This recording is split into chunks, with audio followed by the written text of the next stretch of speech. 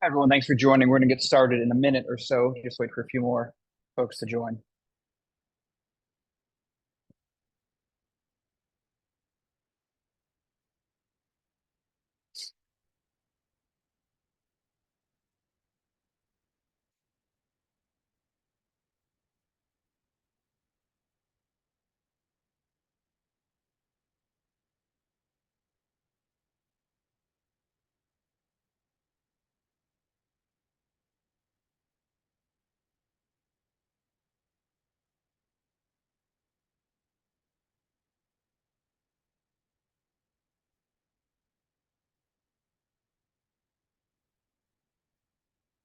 Great. I think we can kick things off.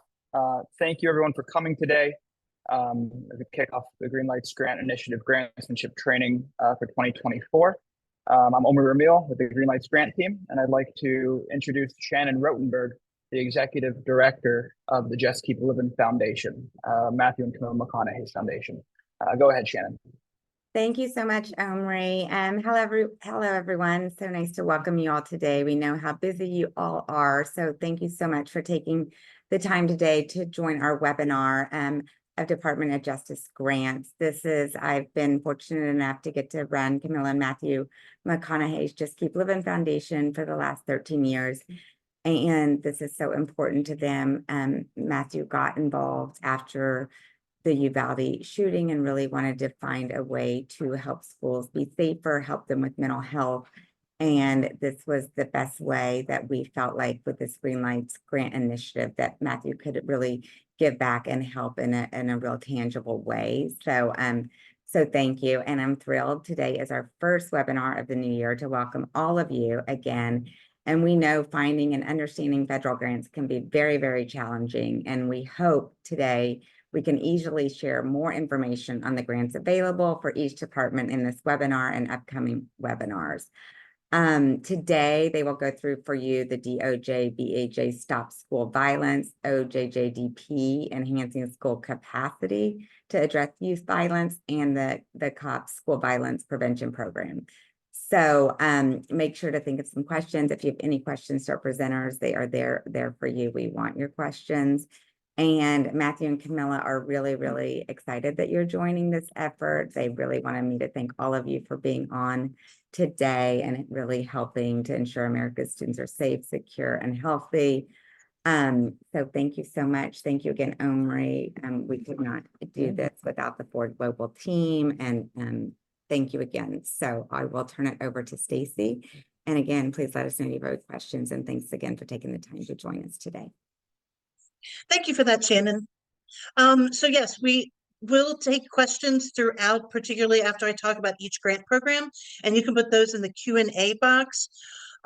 Also, they will have making the slides and the video recording available to you by the end of the week. So you'll also notice that I have a lot of text on these slides. It's basically because I want you to be able to use them as a referral source after the webinar. So if you're wondering why are there so many words, that's why. I want you to be able to use it as a resource. So a little bit about me. I've been writing and reviewing federal, state, and foundation grants since 1995, and I opened my own grant consulting business back in 2011. My field specialty is specifically justice, human services, and mental health. I previously served as the VSTOP grant administrator for Virginia and as a grants manager and writer for 2 statewide nonprofits. And I hold the grant professional credential from the National Grant Institute Certification Institute. Next slide.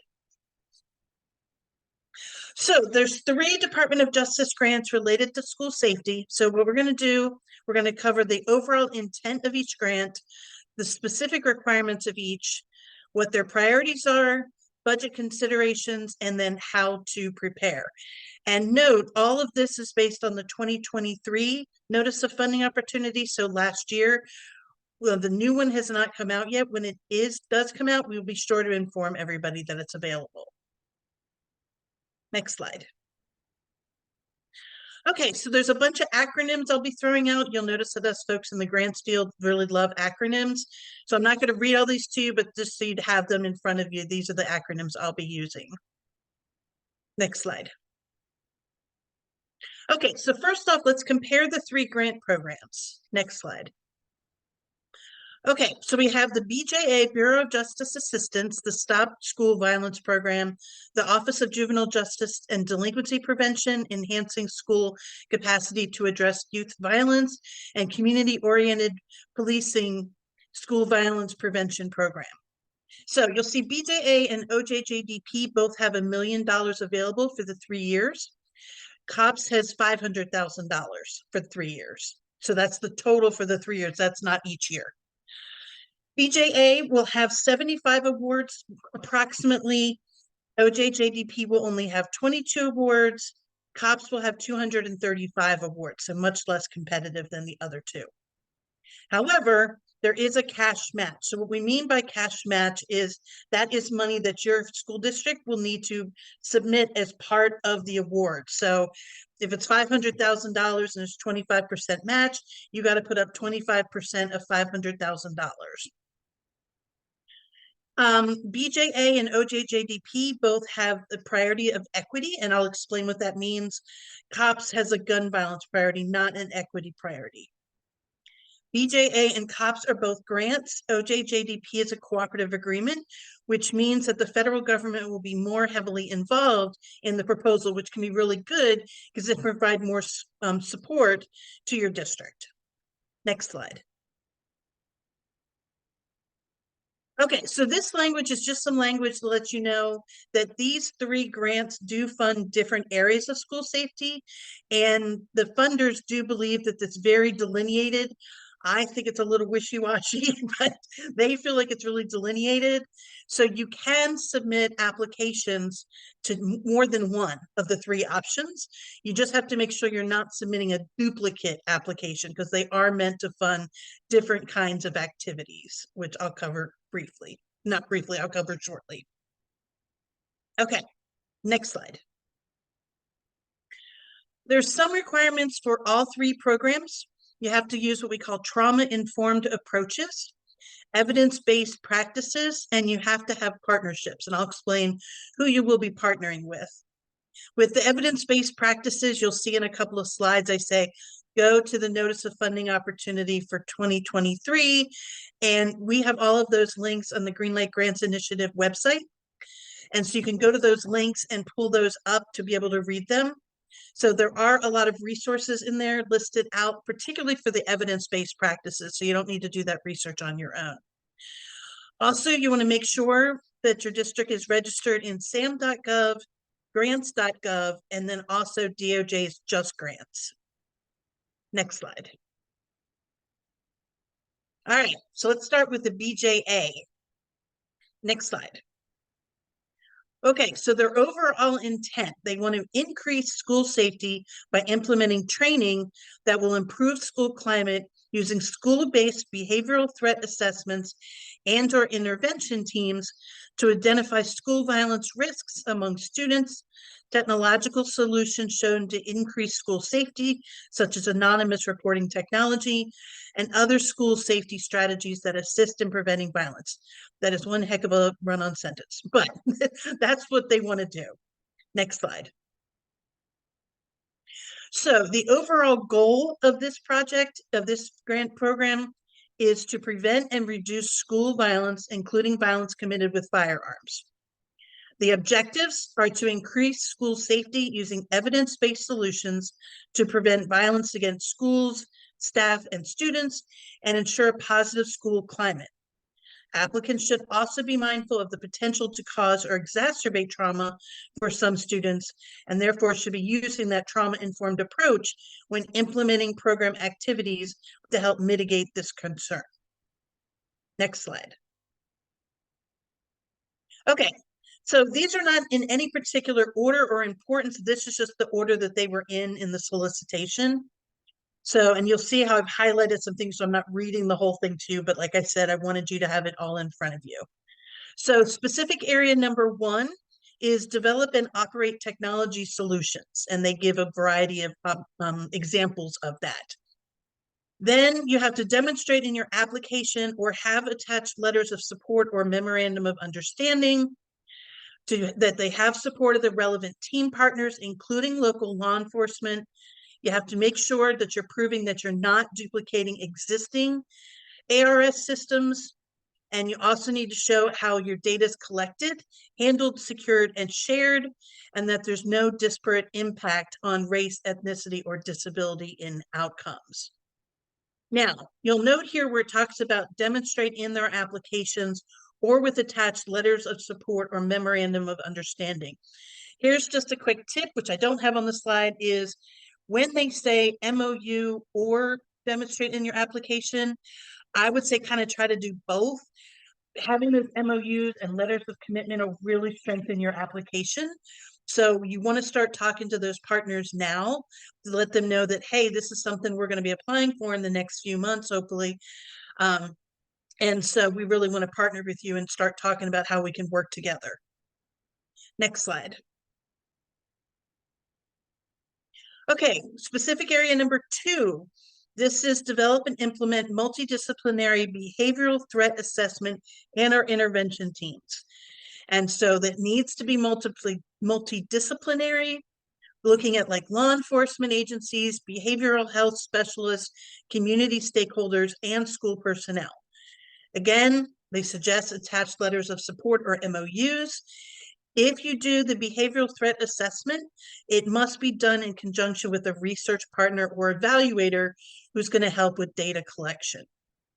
So that's something key to be thinking about there, which could also be a benefit for your district because you'll have that outside evaluator that can help you collect data and really make informed decisions. Next slide.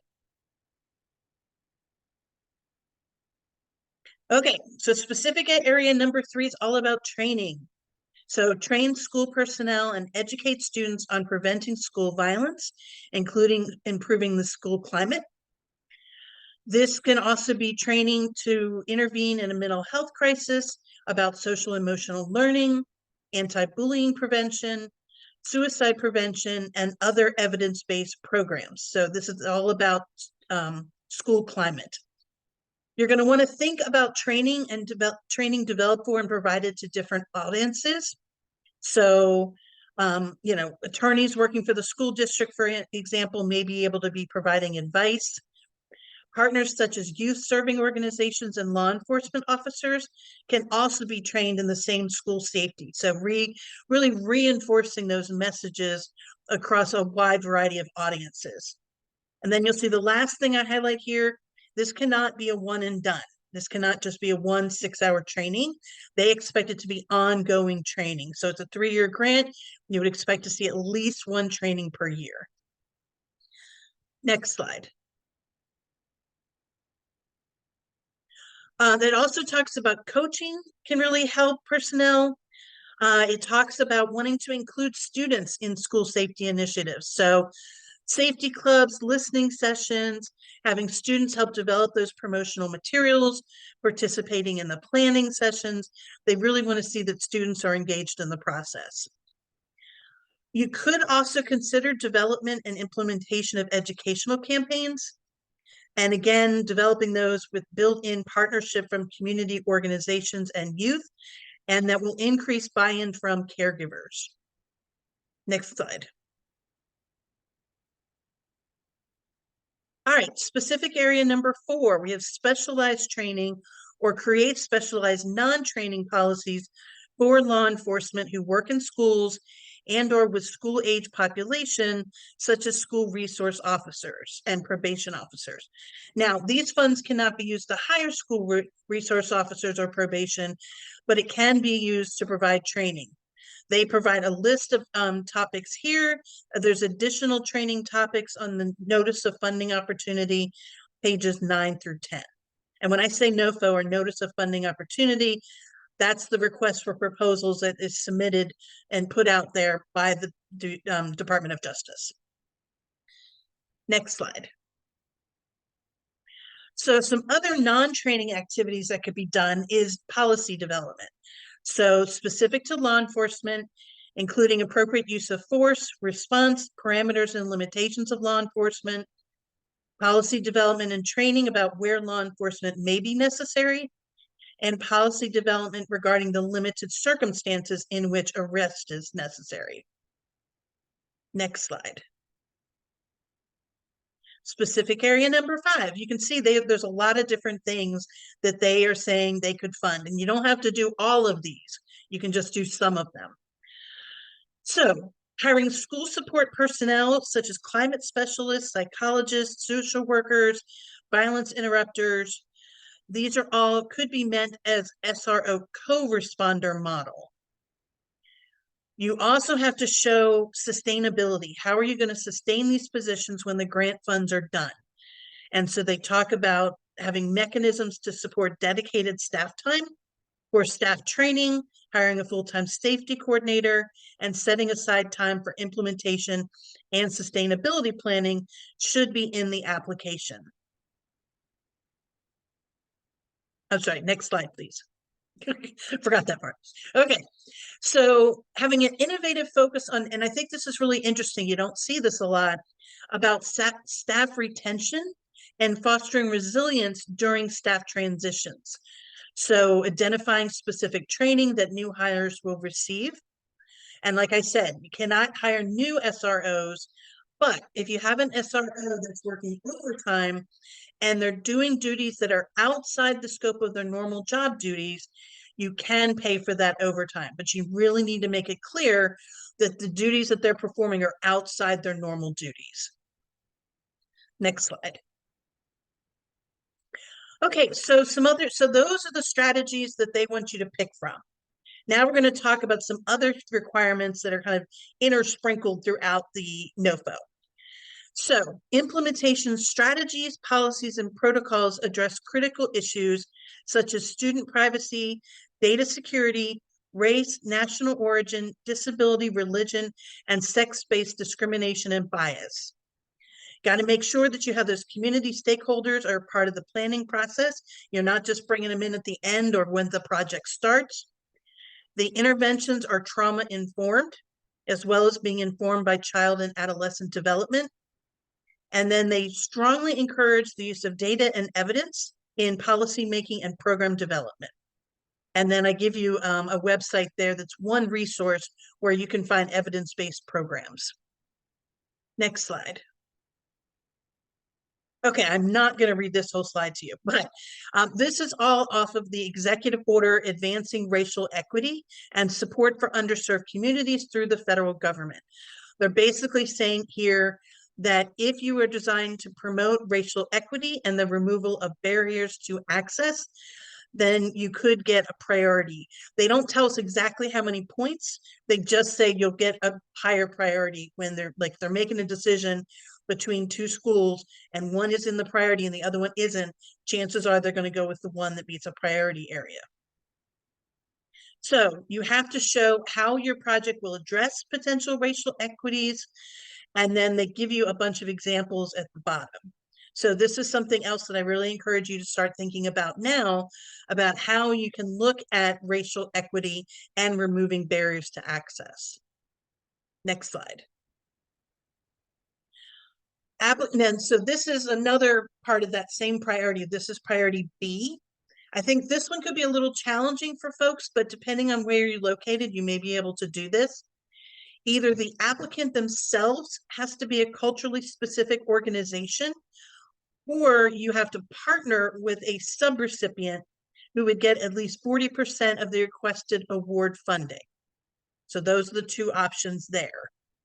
And then if you do this one, you must describe how being a culturally specific organization or partnering one will enhance their ability to implement the proposed project.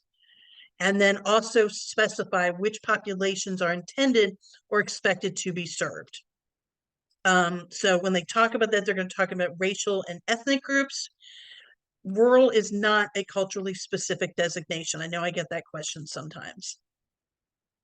So those are the two priority areas for this one. And next slide. And then you have priority area 2, which comes out of the Executive Order Advancing Effective Accountable Policing and Criminal Justice Practices to Enhance Public Trust and Public Safety. This one I think is going to be pretty tough because if you're applying as a school, you don't have policies associated with law enforcement, but this is what will get you priority consideration. So if you're partnering for law enforcement and they're the primary applicant, they could show how they participate in collection and reporting of data, and they have restrictions on certain types of activities. All right, next slide.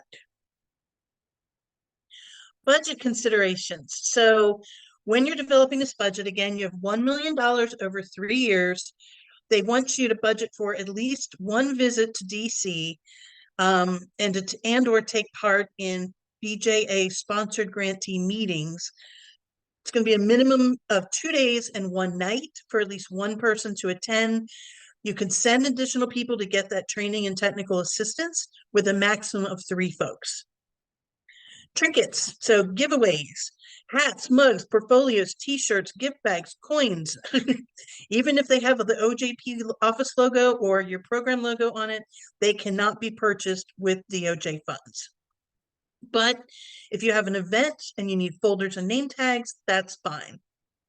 Generally, stipends are considered to be unallowable, but they do talk about if they, instead of overtime for staff personnel, stipends could be permissible for allowable activities.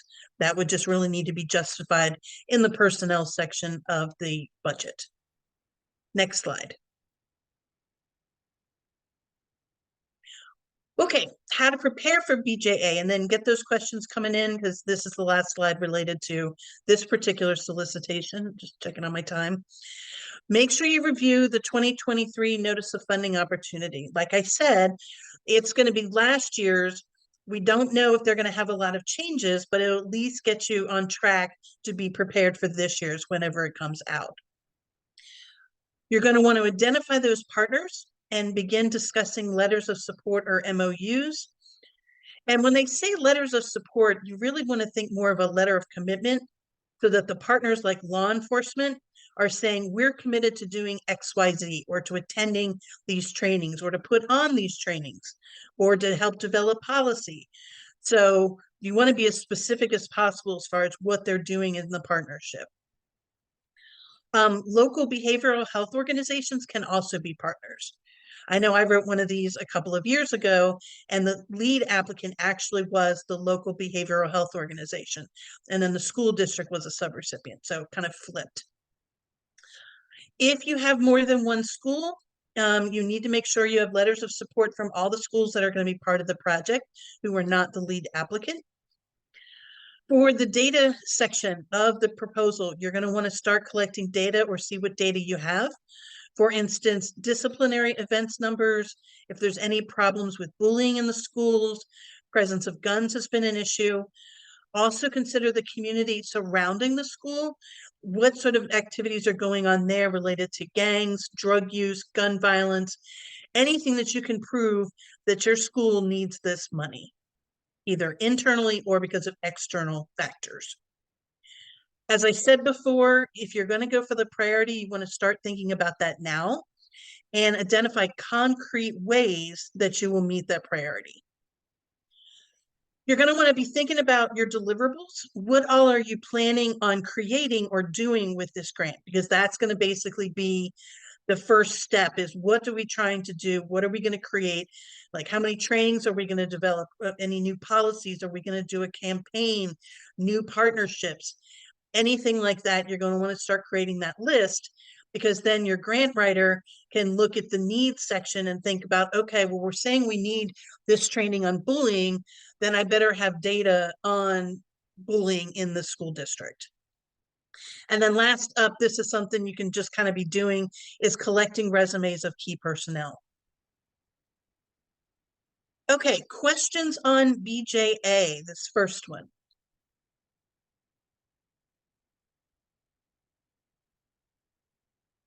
Tori, any questions for us? Yes, we have a couple here.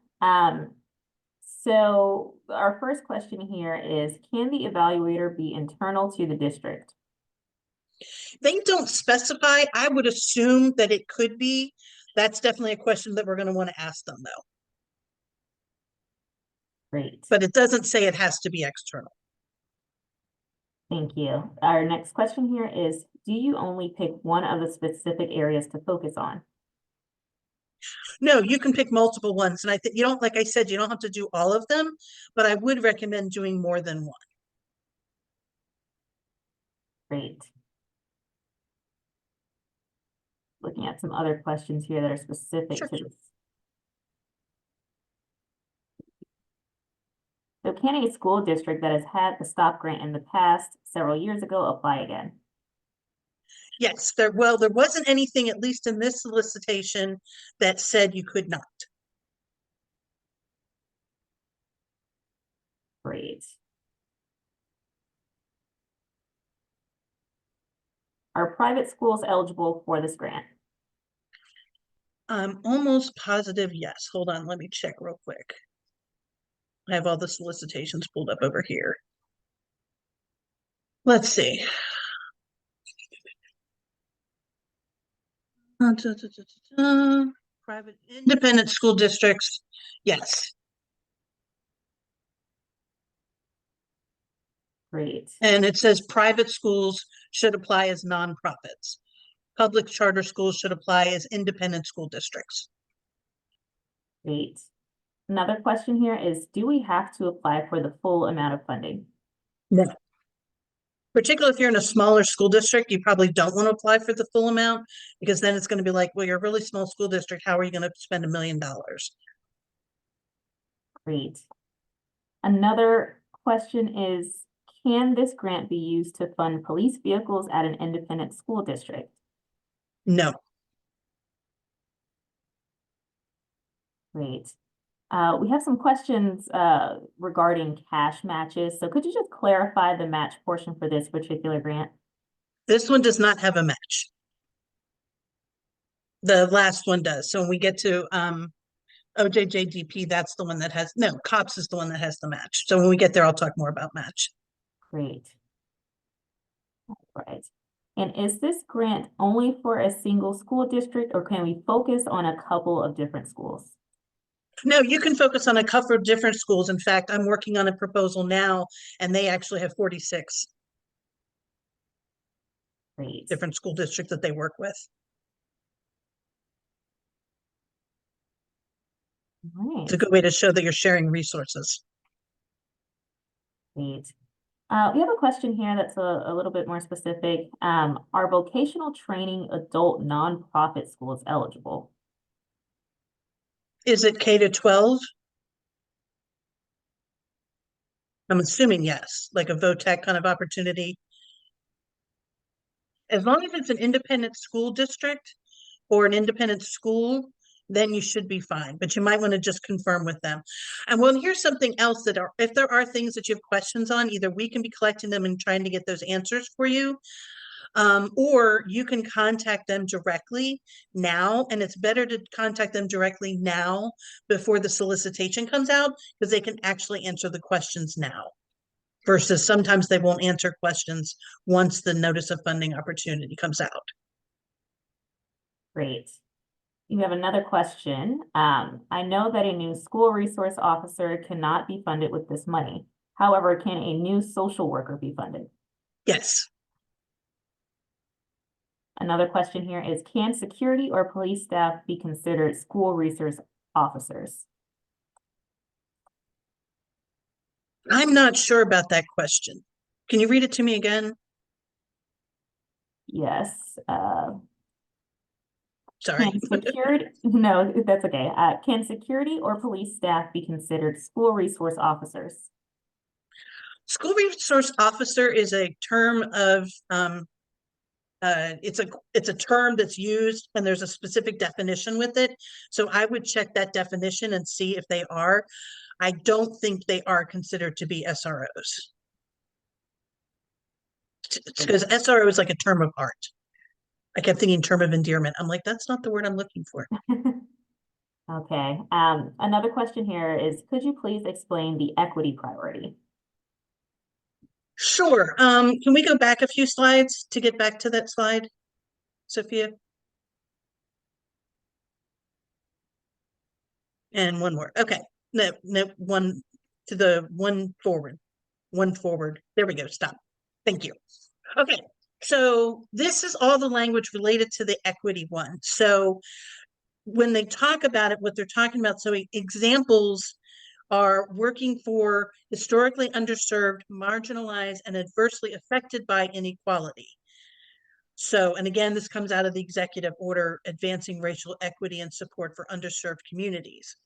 Then they provide a list of examples like budgeted project planning or implementation meetings with community stakeholders representing historically underserved and marginalized communities, outreach or public awareness campaigns specifically tailored, budgeted incorporation of members representing marginalized communities and historically underserved in program evaluation, surveys or other means of project feedback, and partnership with organizations that primarily serve communities that have been historically underserved, marginalized, and adversely affected by inequality.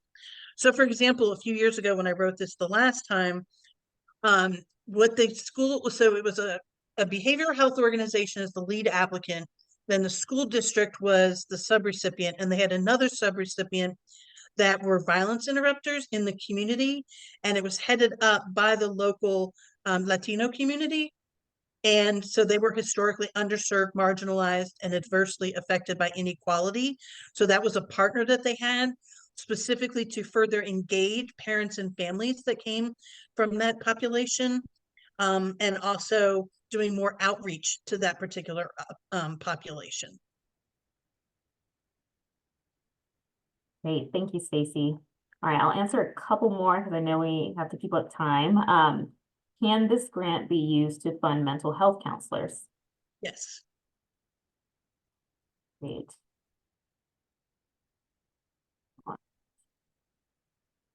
Can we purchase safety equipment such as metal detectors, lockdown systems, radio, etc. with this money?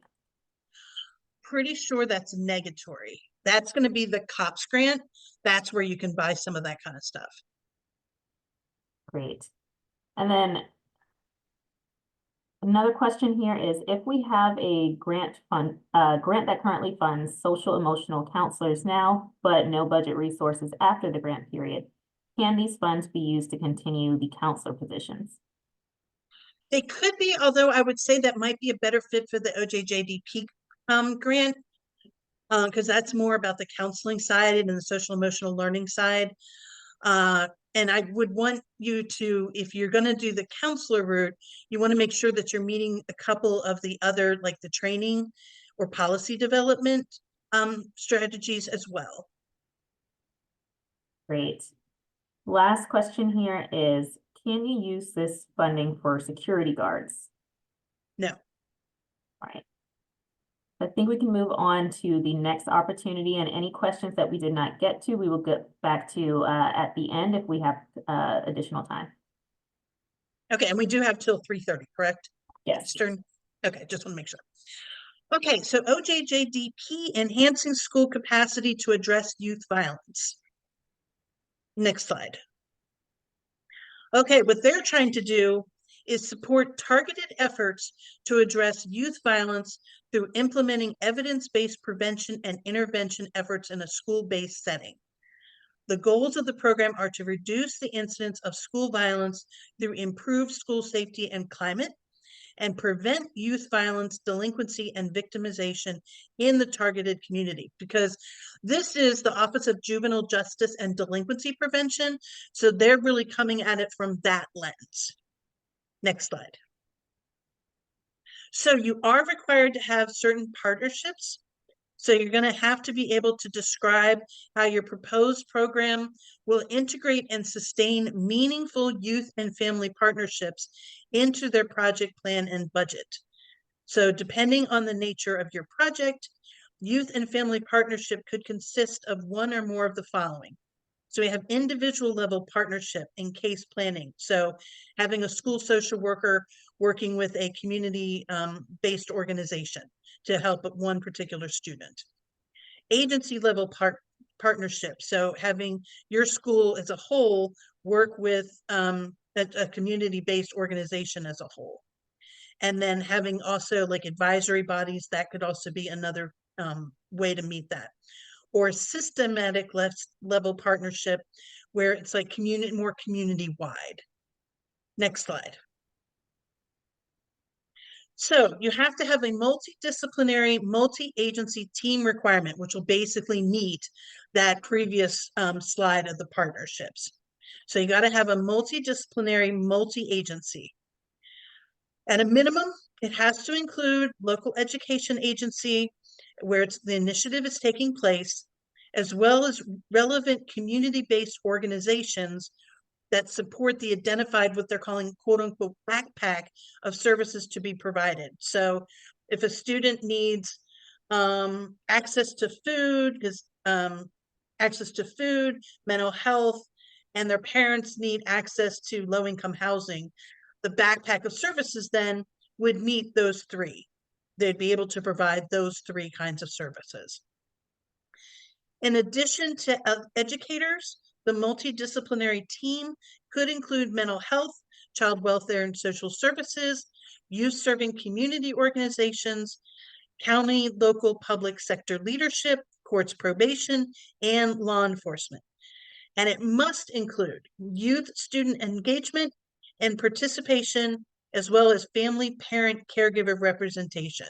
So the way I envision this is it's much more individualized, like the services that are being provided are more individualized to individual students and families than say BJA or COPS, which are more focused on holistically the school district.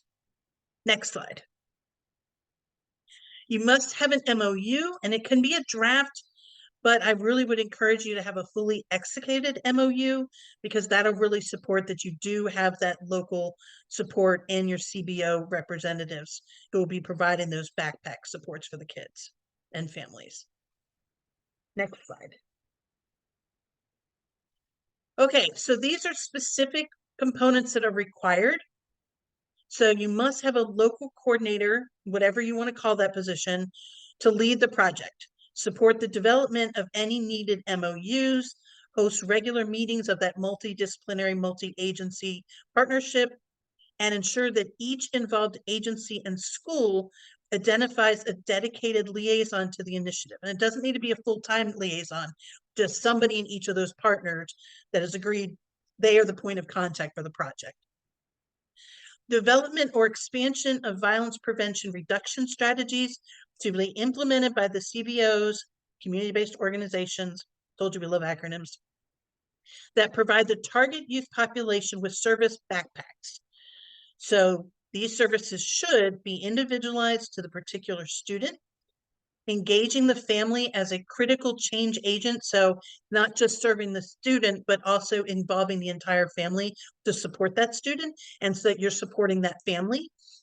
And include intensive case management approach delivered by a CBO that connects youth and families with existing network of services. Again, I'd give that backpack for them. This includes addressing access to service issues. So this can also be where you're addressing that equity issue. If certain people have barriers, certain populations have barriers, that you're going to say, hey, we're going to try to remove those barriers by having translated materials, for instance, could be something, or working with violence interrupters in the community to encourage folks to step forward to get this assistance. And we know that if basic needs of students are not met, they will show up in the classroom in a behavioral way. So this is really about engaging those students and helping them with things that are outside the school. Next slide. Then there's a couple of things that are optional. So in addition to the above components, not instead of, funding may also support prevention strategies for all students at target schools that help to supplement the interventions that are done and to build a positive school climate. For example, this program may be used to fund positions such as community resource navigators within CBOs that work with students and families who help identify needed services, and then for the provision of those direct services. So that just is an example. And again, you still have to do those two required things, but you could also do this. Next slide. Okay, so their sole goal is to support the development and expansion of strategies that increase school safety and promote a positive and supportive school climate by preventing and reducing school violence. So they have 4 objectives to meet that goal. improve school capacity to prevent and intervene early to incidents of violence, enhance and expand partnerships between school systems and community-based organizations to address school violence, expand opportunities for family engagement with school personnel to mutually address risk factors for violence, and to improve communication between home and school to enhance protective factors for student success, like mental health services. Next slide. So they have 3 deliverables that you have to have as part of your application. You have to have a school safety strategic plan. That does not need to be done before you submit the application. It's going to be submitted within 9 months of the date of the award. And then it's going to be updated annually as a key deliverable. Have to identify a service network of CBOs that have experience in operating violence prevention and early intervention programs with youth and families. This network will offer a bridge between families and the identified school to prevent and reduce violence, like having counselors in the schools, social workers in the schools, and develop program strategies that provide the target youth population with service backpacks that are individualized to the particular student and engage the family as critical change agent for the student. And then I didn't want to pull down all of these resources, but they, on pages 12 to 13, in the notice of funding opportunity, they had a long list of different resources that you could pull from that'll help you figure out, well, how do I write a school safety strategic plan? And what sort of service network of CBOs should I try to work with? And what are strategies to reach our target youth population? Next slide. Okay, this is the exact same priority area as the BJA, so I don't need to cover it again. It's the exact same one. Next slide, ditto. Exact same priority. Okay, so those are the only 2 priority areas for this particular grant opportunity. It's just based on the equity. Budget considerations. There's fewer, but you'll see when I get to the next one, COPS, there was all sorts of budget considerations. You have to participate in a 3-day cross-site grantee meeting each year. So you've got to budget for as many as 3 representatives to travel to attend these meetings. Now, in this case, they don't tell you how far you're going to travel or where you're traveling to. So what I typically suggest is pull up the General Services Administration, the GSA, their per diems, and go with the highest one. And similarly, like with airfare, go like pretty high, like how much does it normally cost if you had to go from LA to DC? How much would that cost? Just make sure that you justify it. Food and entertainment is unallowable. So tickets, shows, meals, lodging, rentals, transportation, gratuities, anything that's fun is unallowable. And then incentives are not allowable in this solicitation. So given to youth participants, they're not allowed to have incentives. Next slide. Okay, how to prepare for this one. And again, be putting those questions in the question and answer box. So again, read the FY 2023 RFP. Identify partners and begin discussing those MOUs. You need to partner with multiple CBOs, all of who are going to be providing those services in the backpacks. Now, if you have one CBO, like the one that I mentioned that I wrote a grant for, they provided pretty much all the services across the board, but there were a couple of partners in the community that did a little bit more than they did. For instance, they added the local domestic violence program as one of their partners. Collect data. Like I said, you need to be able to show that you have a need for the elements that you're going to be including in your project. So this could be disciplinary events, size and scope, and effects having on the target population and community. This includes citing published and unpublished research literature and studies on school-age youth exposed to violence, juvenile delinquency, youth violence, and crime prevention. So in this case, OJJDP was specific about citing published and unpublished research, literature, and studies. So that's something else you can start working on now. Determine how you're going to complete those deliverables so you can start thinking about your work plan. Determine if you're going to go for the priority consideration, and if you are, what are concrete ways you can do that. create a plan for how you're going to meaningful and sustainably integrate youth and family partnership into your proposed project. Collect resumes of your key personnel. And OJJDP does do what we call a pre-application webinar. So they have not scheduled it yet. It'll be announced when the FY24 RFP comes out or NOFO comes out. But make sure when, as soon as you get it, you see when that pre-application workshop is going to be and you sign up for it, because those can be really helpful. Next slide. So that's it for OJJDP. What questions do we have? All right, we have a couple here. The first one is, do you have any tips for data collection? You know, what, in your experience, what are the best sources for data? Typically, like the disciplinary events data that you collect, that you have to collect. I mean, that's really the main key point. If you've had any increase in gang violence in your community or gun violence in your community, that could be useful, because we're looking at the kids holistically, not just what are they experiencing in schools, but what are they experiencing at home. So you could provide, you know, domestic violence statistics for the community. That could just be arrest data that you get from law enforcement.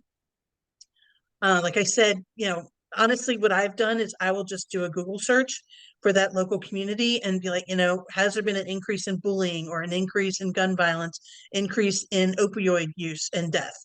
So those are some of the resources I would look at for this. And then Google Scholar is also a tool that you can use, because that it will give you access to research. And then, you know, put in school violence prevention or something like that, and you should be able to pull up some studies. And that might be something else that we may be able to help with. Thanks, Stacy. Our next question here is specific to agency partnerships. Okay. We have an attendee who is wondering about Crime Stoppers and if this would be considered an agency partnership. Interesting question. I mean, because they're violence interrupters in a way. I wouldn't make that my only community partner, but I could see them being a community partner, I think. Yeah, I could go with that. But yeah, you still want to make sure that, because that's not really part of a backpack for youth. So you're going to still want to make sure that you're partnering with other community-based organizations that are providing that behavioral health, mental health, food, housing, counseling, all of that. Great. Another question, could you find truancy prevention programs under this funding? Truancy prevention. They don't specifically talk about it in the solicitation. That might be something to ask OJJDP. I wouldn't want to say yes or no because I'm not sure. They don't talk about it. That's not to say that it couldn't be paid for. Great. Our next question here is there a match requirement for this grant? No.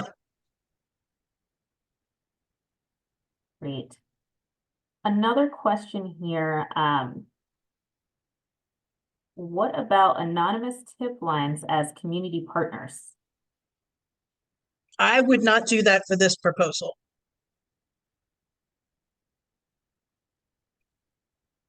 Great. Another question as it relates to community partners, should community partners ideally provide some type of direct service to qualify as part of the backpack? Ideally, yes. Great. Are churches acceptable as community partners? I wouldn't make them the only community partner, but I think you could make it, particularly if they provide you access to particular racial or ethnic minorities. I think that could be a cool way to approach it as far as the priority area. Great. You could also have schools that are providing food and access to housing. So yeah, I could see that. Churches, I mean. Great. I think the remainder of the questions are a bit more general, and perhaps we can save some of those for the end. Okay. Okay, COPS. So this is the one where they're funding, what did I say, 235 But this one is only $500,000 and does require that 25% cash match, which is $125,000. So the more, if you ask for the full $500,000, if you don't, then it's just 25% of whatever you ask for. So, and I don't think I have any slides specifically on the cash match, but so that's going to have to come out of your school's general operating budget. It cannot be other federal dollars, but it could be local taxpayer dollars. It could be donations. It could be another, like a foundation grant or a state grant. Any of those could be potential sources for the cash match. And it cannot be in kind. I actually emailed them and asked them. And the COPS office was really receptive. I actually sent them 2 questions and they responded within a day. So I found that to be really helpful. If you have questions on this particular one, I just know that they were really good about responding quickly. Okay, next slide. Okay. The goal of the School Violence Prevention Program, the SVPP, because we gotta love those acronyms, is to improve security at schools and on school grounds through the implementation of evidence-based school safety programs and technology. So you notice the word here is security, which is different than BJA and OJJDP. SVPP awards will contribute to this goal by funding projects which include funding of civilian personnel to serve as coordinators with local law enforcement, training for local law enforcement officers, purchase and installation of certain allowable equipment and technology, and other measures to significantly improve school security. Next slide. Anticipated outcomes. So this is what they expect to be getting from your projects. And that you don't have to do all of these, but you would hope that you're going to be able to do at least some of these. So having improved information sharing with local law enforcement, increased interaction and improved communications between law enforcement and school officials, reduced notification times to law enforcement, improved response time to threats and events, accurate identification of danger and follow-up, increased knowledge of and use of community policing principles, and increase school safety and sustainability planning efforts. And then they make a point of saying all of these outcomes should be achieved without resorting to discriminatory stereotypes or violating privacy. Next slide. Okay, so they talk about comprehensive school safety planning. And again, they have some resources in the solicitation, and there's a couple of that I copied and pasted this directly out of the solicitation. So maintaining effective ongoing communication, coordination, and partnerships with all those involved in school safety efforts. Site and risk assessments that examine the overall safety, accessibility, and emergency preparedness of school buildings and grounds. And then, like I said, give you a couple of sites there about the REMS TA Center, which will actually assist in conducting site assessments. Next slide. It also should include coordinated emergency operations plans developed in partnership with first responders, having specific efforts, programs, and policies designed to ensure positive school climates. And again, give you another website there. And routine training and drills to ensure that plans are coordinated and effectively implemented. Give you another website there. And then regular updating review of all of these planning activities. And this is a should, not a must, but when they say should, you really should do it because that's what they're looking for. And then I make a point here of saying there are additional resources on page 6 of the notice of funding opportunity, which again, if you go to the Greenlight Grants Initiative and click on about grants, then you'll see a link for each of these. And then when it'll say click on website, that'll take you to these resources. Next slide. Okay, so they're talking about here is if you're going to do technology, they want you to consider the following things. So a positive school climate is paramount for learning. Technology should not create a punitive or prison-like atmosphere, rely on discriminatory stereotypes or violate student privacy, or generate additional fears or traumatize students who may already be living in an unsafe environment. So we're not trying to make it worse for them at school. Technology cannot compensate for inherent building design weaknesses. Without training, technology can be ineffective. Without the appropriate culture, technology can be circumvented. Technology may evolve rapidly, as so does software that may accompany it. So consideration must be given when you think you're in your budget to replacement, maintenance, and repair costs. Long-term support for the technology is a key factor, and technology selection should focus on addressing a specified problem.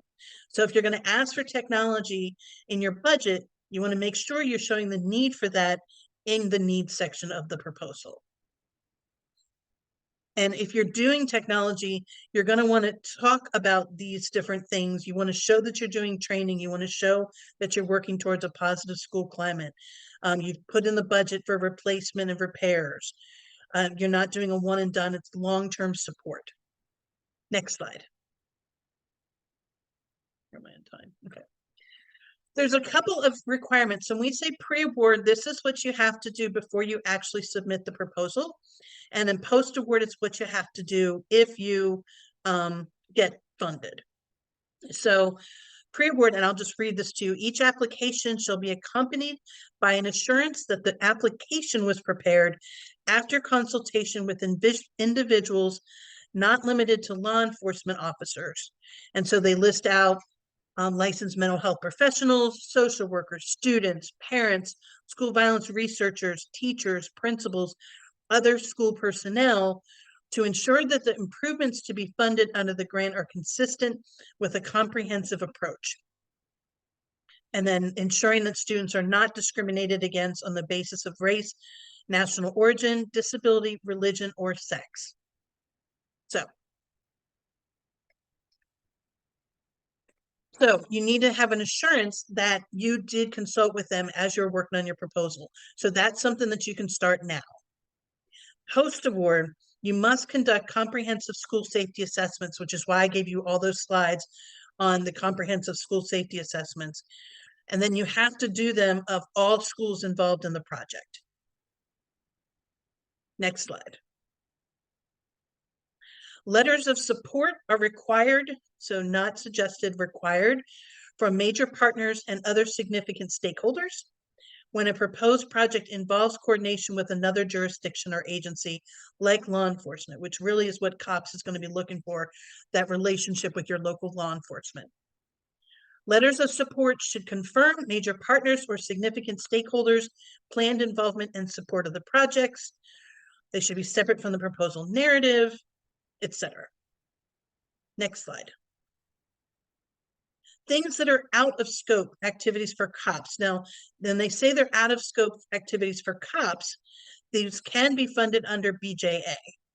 So training school personnel and educating students on preventing student violence against others and themselves, develop and operate technology solutions such as anonymous reporting systems, including mobile telephone applications, hotlines, and internet websites.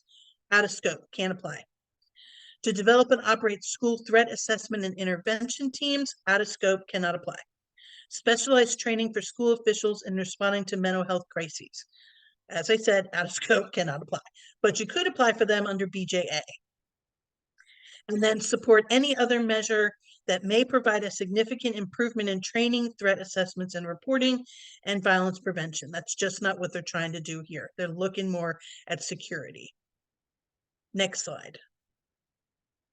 They have a priority. They do not have the equity priority. They have a gun violence priority. So if you propose projects using community violence intervention strategies to address high rates of gun violence, firearm seizures, and gun-related incidents on school ground, will be given priority consideration. And these must fit within the purpose areas for SVPP. So if you go for the gun violence priority, you're going to want to make sure you do have that data to support why you need to make gun violence a priority in your school district. Examples could include improved communication among schools, community stakeholders, and law enforcement to promote wraparound services and other supports for students, or training for law enforcement on CVI approaches such as in trauma-informed care. And then they're also going to give priority consideration to applicants who were not funded recently under the SVPP. The other two do not talk about if you already have funding or if you've had past funding. The year they do. Next slide. Budget considerations. So it must be cash, not in kind. I forgot I did put this in here. So some examples that they provide is non-federal asset forfeiture funds, funds from state or local governments that are committed to matching funds for your program, and funds from federal program whose statutes specifically authorize their use as matching funds. And there are very few of those. You need to be very careful about that. You can request a waiver, but it's not automatic. And this is one of the things I sent an email about, was I wanted to make sure it did have to be cash and it could not be in kind. The person that responded back did say about applying for a waiver, but that it is not automatic.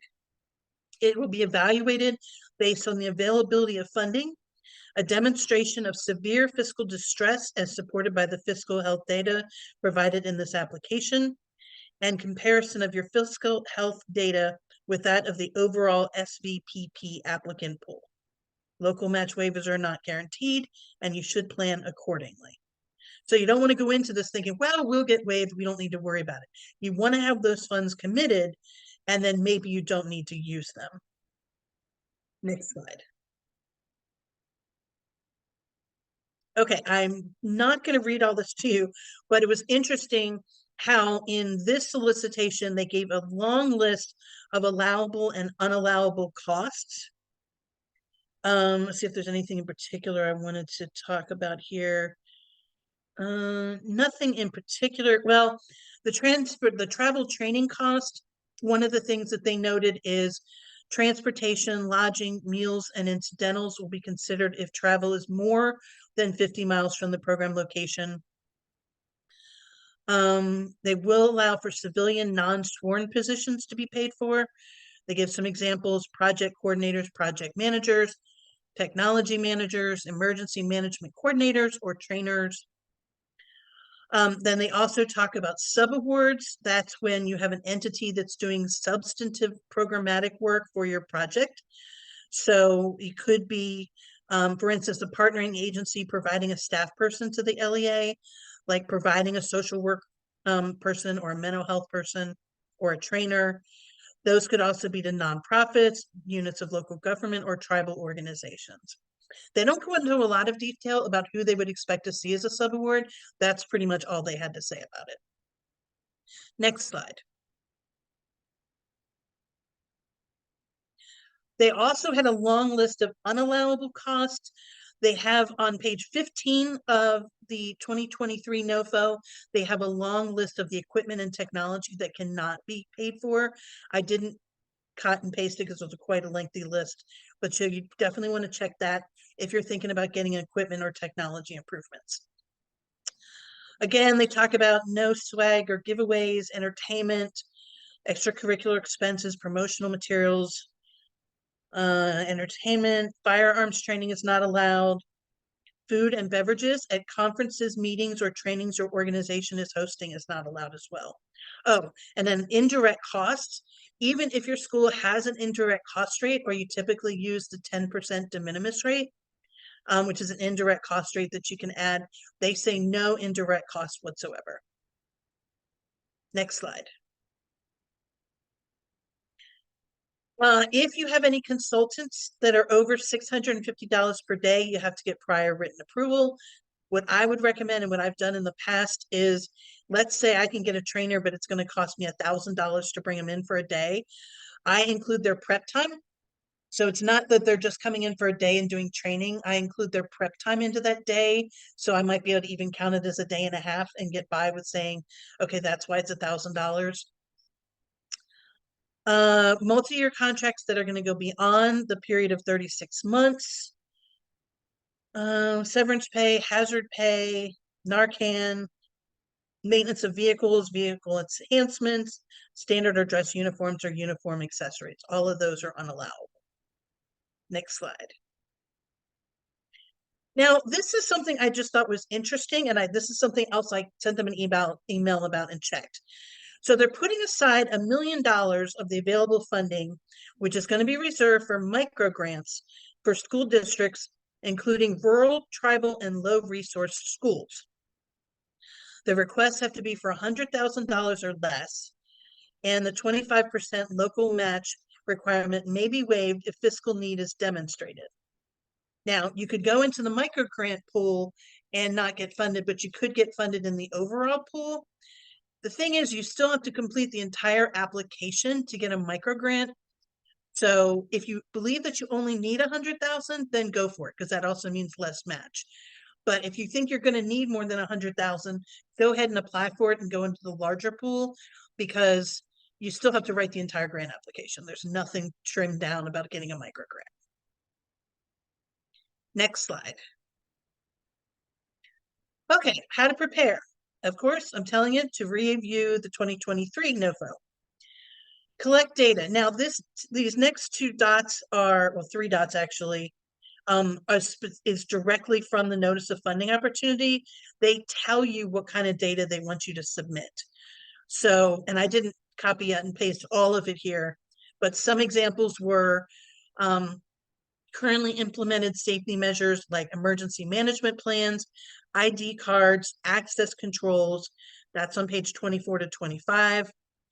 Collect data on incidents that are reported to law enforcement: attacks, guns, firearms, explosives, illegal drugs, theft, larceny, vandalism, and knives.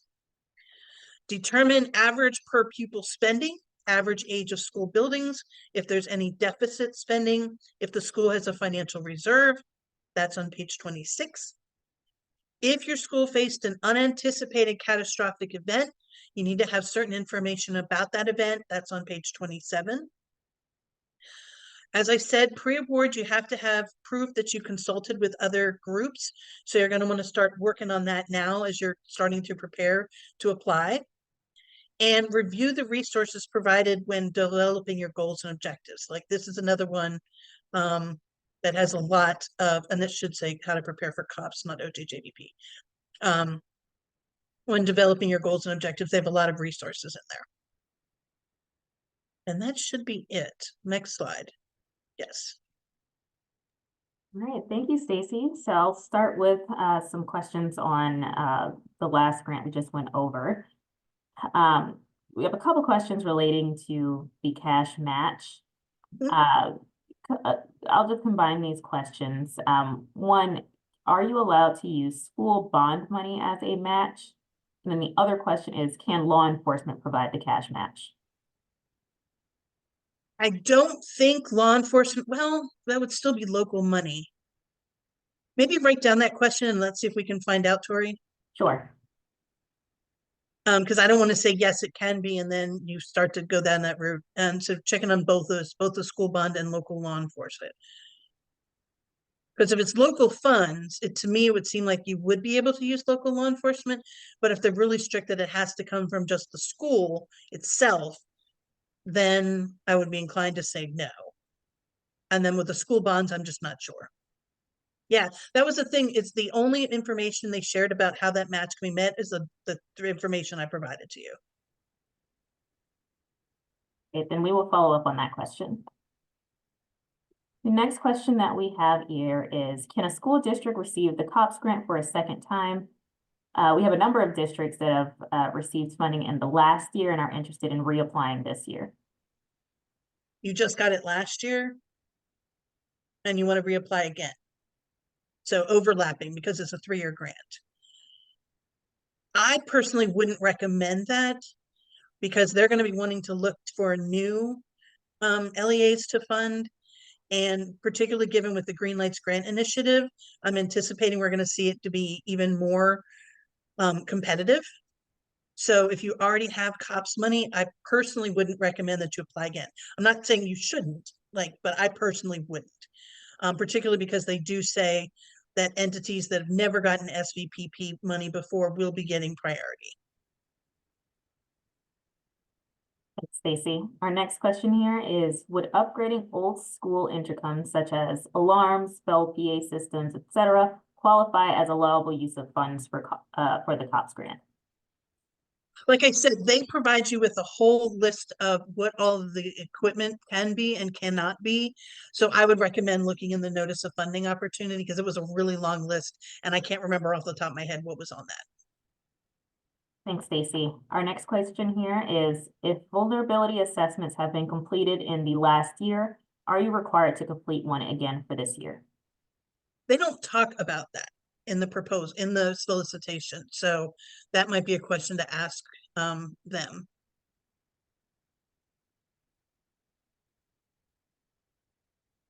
Yeah, a lot of this is based on, that's why I like when they have pre-application workshops, because we only can base the information I provide you with based on personal experience and then what's actually in the solicitation. And sometimes they don't provide a lot of information. So that's why I'm saying, yeah, maybe let's try to follow up on some of these questions now before the solicitation comes out. Great, then we can add that to our list of questions that we'll follow up with the COPS office with. Yeah, because they were really responsive, so. All right, another question here is, in order to qualify for the gun violence priority, does data need to show gun violence in schools or just in the community? They don't specify where the data needs to come from. Unfortunately, I would say if you've had a catastrophic event related to guns, but it doesn't say. So I would say if you can show that you've had guns that haven't been taken away from students, that would be something that would show need. Otherwise, yeah, you could show the need for it in the surrounding community, like maybe gun violence has gone up or gang violence has gone up, but they don't specifically state it. They basically say, if you're going to address gun violence, you get the priority. But I was saying that you might want to have the data to back that up too. Thanks, Stacy. Next question here is, could this grant be used for school safety initiatives related to health rather than initiatives that directly target school violence? I'm going to say no, because all of this is about school violence prevention, not health. Thank you. Next question here is, can any of these grants be used to hire a school resource officer for a county that doesn't have any? No.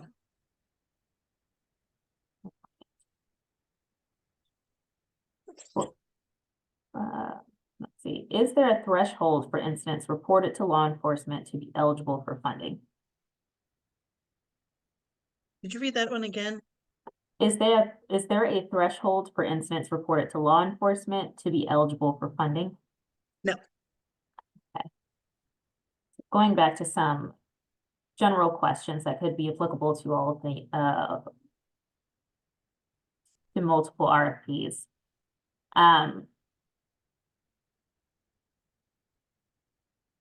We have school resource officers and guardians that work in our district for security, for school safety and security. Can the salaries or extracurriculars pay for security or guardians with any of these grant funds? Off the top of my head, I'm going to say no, but that might be another question for you all to ask of the 3 different solicitations. I'm pretty sure OJJDP would not pay for that. But again, all they do is they say you can't pay for SROs. They don't go into security. I'm going to say probably not, though. Our next question here is, do any of the grants cover police vehicles for a police department? No. All right. This one is specific to the BJA Stop School Violence Grant. It says priority 1 for the BJA grant says it can be used for other technology solutions shown to improve school safety. Would an emergency alert / mass notification system fit in this category? For the ARS, for the strategy, it's not the priority, it's a strategy. Would that fit into ARS? See, I'm getting hesitant about answering definitively yes or no to some of these questions because, you know, BJA may say, well, yeah, actually, we will pay for that. And I don't want to tell you no. So that might be something to check directly with BJA, whether or not that does fit into the ARS technology. My gut is it's no, but I would check before you just don't apply for it. Okay.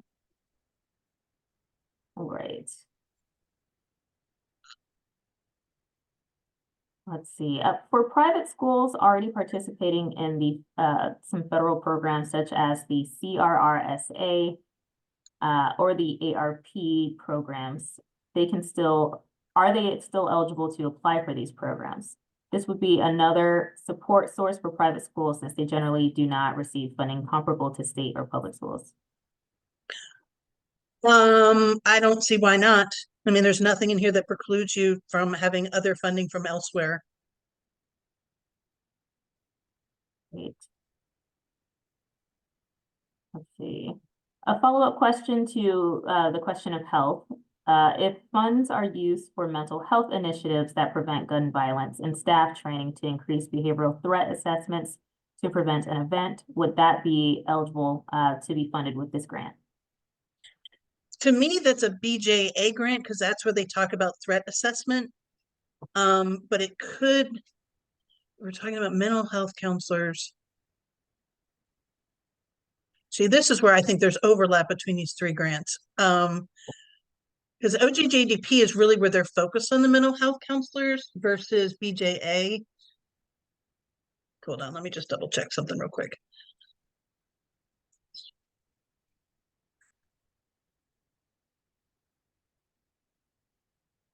Evidence-based solutions, positive school environment. Yeah, because the deliverables for BJA is behavioral threat assessments and positive school climate.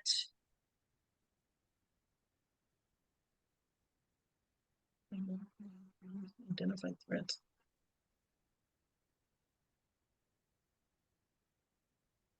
I do not see anything specific in here either way. So like I said, the behavioral threat assessment to me is more BJA. Hiring mental health counselors is more OJJDP. So that might be something to consider to apply for both, or to talk to both of those funders and see what they think about what you can apply for and what you can't. I wish what they had done was created like some sort of spreadsheet or chart of like, if you want this, apply for this grant. If you want this, apply for this grant. But they weren't even definitive enough in their solicitations for me to create that for you. So. Great. Our next question here is a little more broad, but Okay. how would a school district know if they should apply for these grants versus whether or not the state education agency will be applying on their behalf, then distributing funds to school districts as subgrantees? I would ask them. I don't see how a state SEA would be able to, well, they could apply for it, but with $1 million, that's just not going to be enough money to really distribute it to very many school districts. But you could always check with them and see. Great. I've not heard of SEAs applying for this, and they don't specifically state that in any of the 3 solicitations.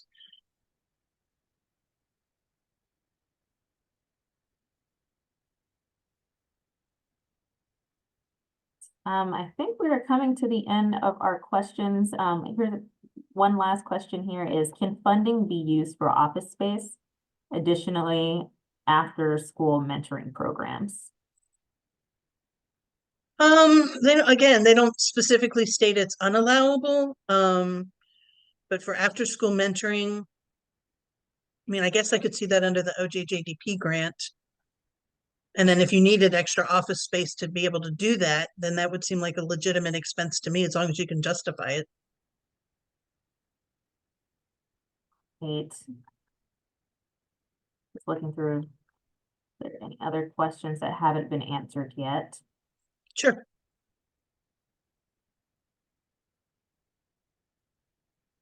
This one's a little bit more specific, but this can be our last question. It's in reference to the COPS grant program. We have someone here who had applied last year to fund a phone system that would bring them into compliance with Kerry's Law and the Raybaum's Act last year, but did not receive the grant. Should they reapply this year? The first thing you should do is ask for feedback on last year's grant, and they're supposed to provide that to you. And DOJ as a whole is pretty good about that. So that's the very first thing I would do. And then see, is it because they thought that is unallowable? Is it that they thought that that wasn't enough? They wanted to see you doing other things, or maybe they just felt like it wasn't a good match for COP. So that's the first thing I would do. And then make an informed decision based on that feedback. Great. Thank you, Stacy. All right, this will actually be our last question since one just rolled in. Can any of this funding be used for secondary locks for school safety for classrooms? I would say if any of the money could be, that would be the COPS grant. But then again, you need to look at that list of technology that's in there to make sure it doesn't overlap, to make sure it's not an unallowable cost. All right. Well, then that concludes the questions that we have for today. Yeah, and for any of the questions that came in that I couldn't give you a definitive answer, it is a good idea to start building those relationships with the funders. So I do encourage you to look in the NOFOs and find out who to talk to be able to get some of those questions answered. Great, thank you, Stacy. And I'd also encourage everyone on this webinar to check out the Green Lights Grants Initiative website. We have quite a few resources on there that also forecast the dates for all of these grants, so you can see when these things are coming out. We also encourage participants to join our listserv. We have a contact us option where you can actually input your email and we will add you to all of our grant notifications and alerts.